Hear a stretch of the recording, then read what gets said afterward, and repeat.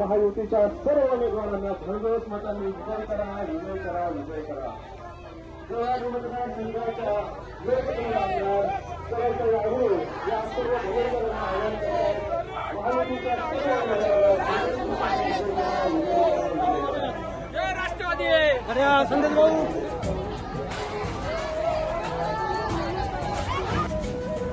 भगूर नगर परिषद निवडणुकीत Rashtrawadi Congress party, Bharatiya Janata party, Shiv Sena Uddhav Balasaheb Thackeray आणि मित्रपक्ष महायुतीच्या भगूर नगर परिषदेच्या नगराध्यक्ष पदाच्या उमेदवार प्रेरणा बलकवडे आणि नगरसेवक पदाच्या 20 उमेदवारांच्या प्रचाराचा शुभारंभ छत्रपती शिवाजी महाराज आणि स्वातंत्र्यवीर सावरकर यांच्या पुतळ्याला पुष्पहार अर्पण करून देवळाली विधानसभा मतदारसंघाच्या आमदार सरोज आहिरे यांच्या हस्ते नारळ वाढवून करण्यात आला.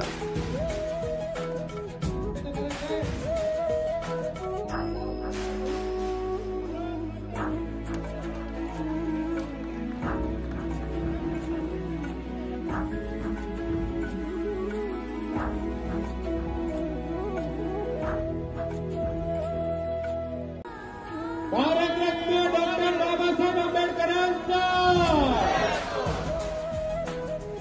भगूर शहराचा विकास मला वॉटर, मीटर, गटर यांच्या पलीकडे घेऊन जायचा आहे. गेल्या 6 वर्षात मला विकास कामं करताना कशा पद्धतीनं त्रास दिला याचा तपशील मी आपल्यासमोर लवकरच मांडणार आहे, असं आमदार सरोज आहिरे यांनी आपल्या भाषणात सांगितलंय. मला 5 वर्षांची संधी द्या, मी 5 वर्षात भगूरचा कायापालट करून दाखवेल, असं नगराध्यक्ष पदाच्या उमेदवार प्रेरणा बलकवडे यांनी उपस्थित मतदारांना आवाहन केलंय.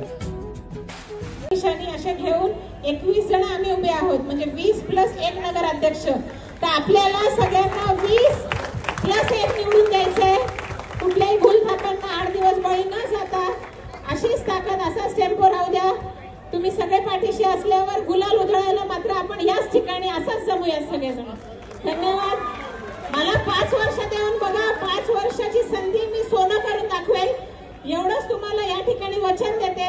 5 वर्षासाठी मला संधी द्या. जय हिंद, जय महाराष्ट्र, जय राष्ट्रवादी.